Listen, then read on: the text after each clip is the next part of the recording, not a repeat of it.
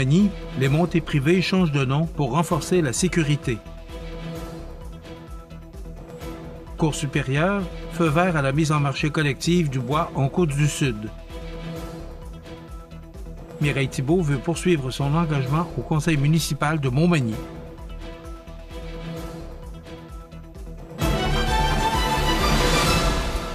Vendredi 13 juin 2025. Bonjour mesdames et messieurs, bienvenue à votre bulletin régional sur le réseau de télévision CMA TV. La ville de Montmagny franchit une étape importante en matière de sécurité publique et d'accessibilité.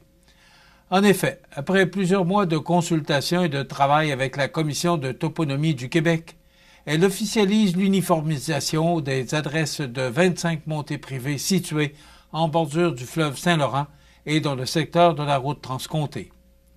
Dès le 18 août, de nouvelles adresses entreront en vigueur pour les résidences concernées.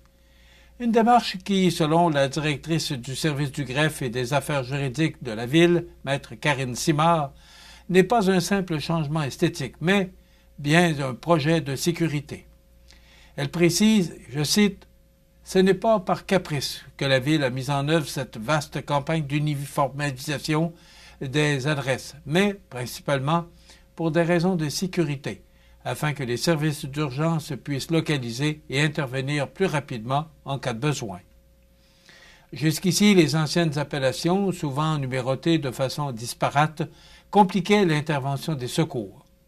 Par la même occasion, la Ville en a profité pour revoir la numérotation de certaines propriétés en respectant le guide des bonnes pratiques en adressage.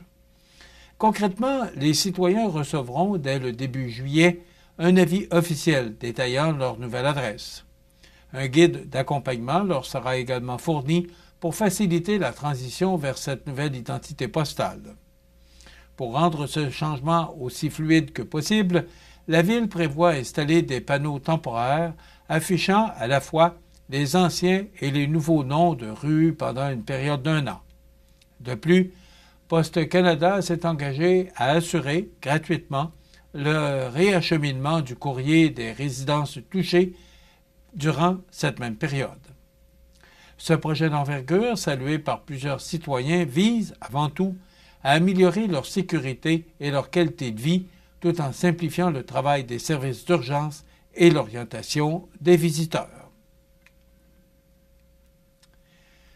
Une décision majeure de la Cour supérieure du Québec vient de donner un souffle nouveau aux producteurs de bois de la Côte-du-Sud.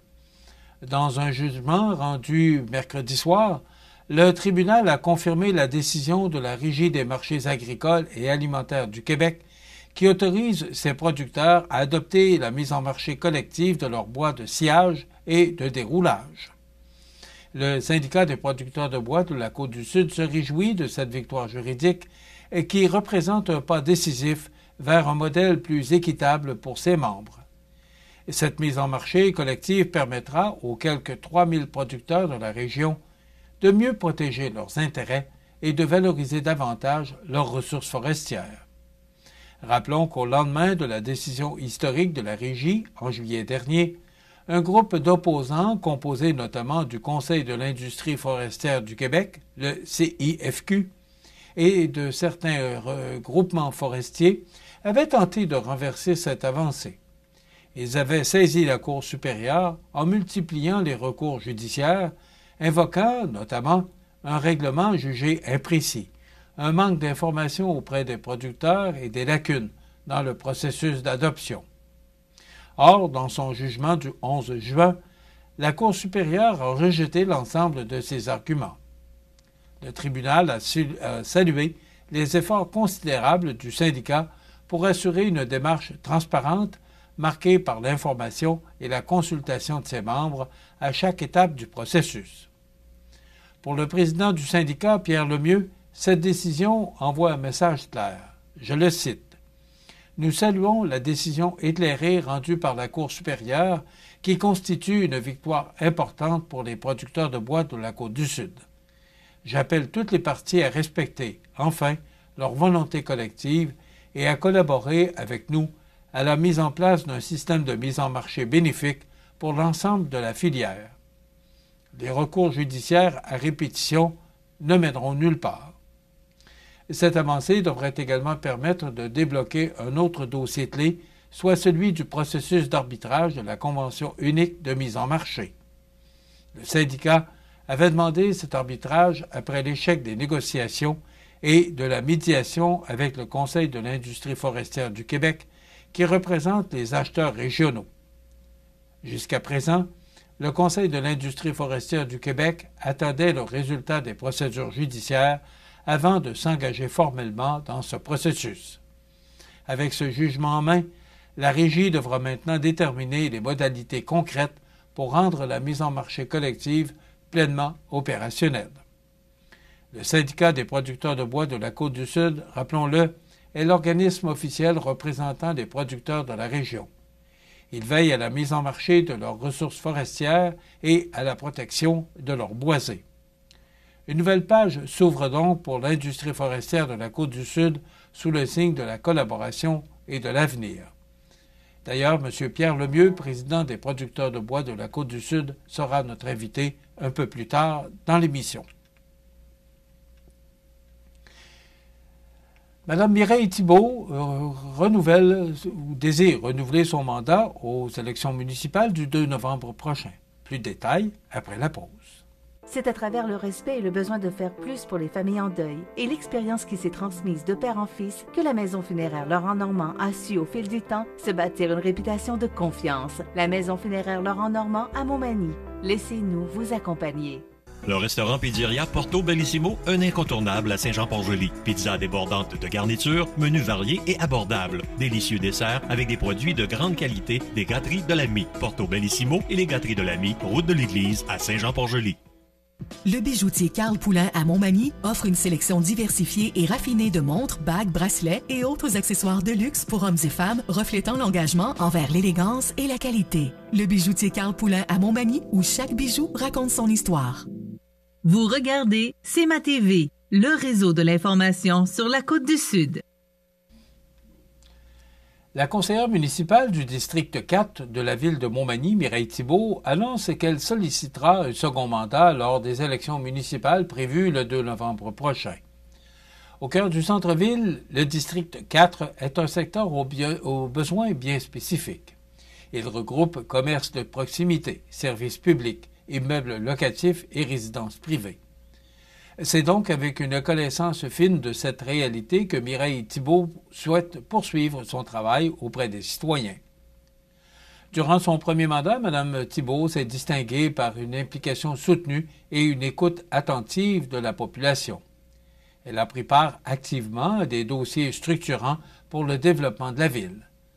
Son objectif demeure clair, soit celui de maintenir des services de qualité à moindre coût pour les contribuables, tout en soutenant le développement économique et en gardant à l'esprit les intérêts à long terme de la communauté. Mon engagement repose sur le respect, la proximité et le devoir d'agir. Je sollicite ce nouveau mandat afin de continuer à œuvrer pour une ville dynamique, bien gérée et à l'écoute de la population, a-t-elle affirmé. Appréciée pour son dévouement, sa disponibilité, sa rigueur et sa persévérance, Mireille Thibault aborde cette nouvelle campagne avec la volonté de consolider les acquis et de préparer l'avenir en tenant compte des besoins présents et futurs des citoyennes et citoyens de Montmagny. Les électeurs du district 4 seront donc appelés aux urnes cet automne pour renouveler leur confiance en leurs représentants.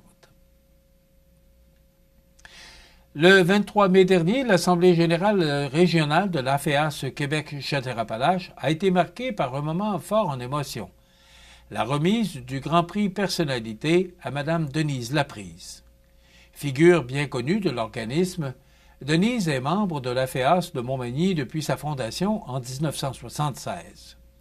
Au fil des ans, elle a gravi les échelons occupant l'ensemble des postes au sein du conseil d'administration locale, dont la présidence, un rôle qu'elle assume depuis 2023. Son engagement constant dépasse largement les titres. Active dans plusieurs comités, elle a contribué à l'organisation de la Journée des droits des femmes et à la rédaction de propositions pour l'organisme. Elle gère également la page Facebook régionale, renforçant ainsi les liens entre les membres. Depuis 2021, Denise et quelques collègues se sont lancés dans la rédaction de l'histoire de la FEAS de Montmagny, un projet qui témoigne de leur profond attachement au mouvement. Son implication ne date pas d'hier. En 1993, sous impulsion, la FEAS de Montmagny a remporté le prix Azilda Marchand grâce au colloque « Au-delà de la pauvreté, s'enrichir par la solidarité ». Cette initiative a donné naissance à Solidarité Femmes Chaudière-Appalaches et, plus tard, au transport collectif de la MRC de Montmagny. Reconnue pour sa persévérance, sa créativité et son leadership empreint de bienveillance, Denise Laprise est un véritable pilier de sa communauté où elle s'investit avec passion, tant sur le plan politique que communautaire et professionnel. Rappelons que l'Association féministe d'éducation et d'action sociale, la FEAS, défend les intérêts des femmes québécoises et canadiennes auprès de diverses instances comme les gouvernements, les conseils municipaux, les institutions publiques et parapubliques. Par son dynamisme, la force d'implication de ses membres et ses interventions constantes, la FEAS contribue à faire évoluer le rôle des femmes dans notre société, encourage le débat et aide les femmes à jouer leur rôle de citoyennes. Enfin, le Centre intégré de santé et de services sociaux CI3S de Chaudière-Appalaches dévoile son tout nouveau balado intitulé « Engagés en santé ». C'est une série de vidéos originales qui met en lumière des professions clés du réseau de la santé et des services sociaux.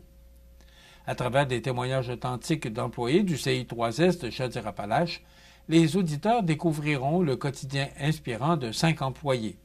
Geneviève, orthophoniste, Dave, préposé au retraitement des dispositifs médicaux, Judith, ergothérapeute, Maxime, éducateur, et Stéphanie, technicienne en diététique. Chaque épisode offre une plongée humaine et concrète dans ces métiers essentiels au bon fonctionnement du système de santé et des services sociaux.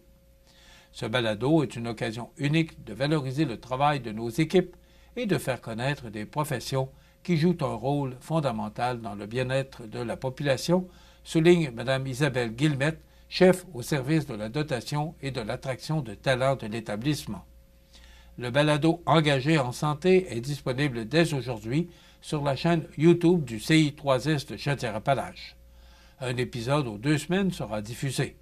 Nous serons de retour à l'automne pour une saison 2 afin de vous faire découvrir d'autres métiers du réseau de la santé et des services sociaux.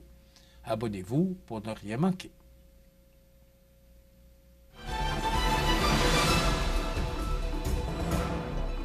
Au sport, sur la page Facebook de l'équipe manimontoise au baseball senior, le Pro Le Mieux Pro Mutuel, on nous informe qu'il y aura un changement d'horaire pour le prochain match local.